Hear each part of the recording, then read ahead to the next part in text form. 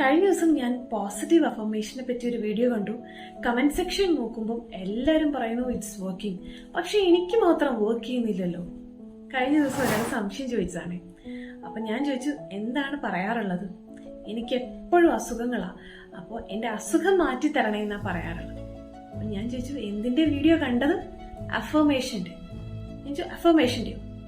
Positive അഫർമേഷന്റെ. എന്നിട്ട് എന്താ പറയാറുള്ളത്? അങ്ങനെ ആള് സ്റ്റക്കായി. അപ്പൊ അസുഖം ഇസ് എ നെഗറ്റീവ് വേർഡ്. നമ്മൾ പോസിറ്റീവ് അഫർമേഷൻസ് പറയുമ്പോൾ പ്രസന്റ് ടെൻസിൽ പോസിറ്റീവ് ആയിട്ടുള്ള വാക്കുകളാണ് യൂസ് ചെയ്യുന്നത്. ഐ ആം ഹെൽത്തി എന്നാണ് പറയുന്നത്.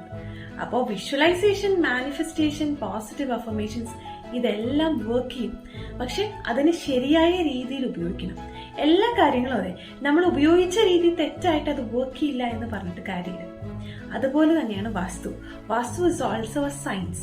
അതിന്റെ ഗുണം എക്സ്പീരിയൻസ് ചെയ്യണമെങ്കിൽ അത് റൈറ്റായ രീതിയിൽ ഉപയോഗിക്കണം.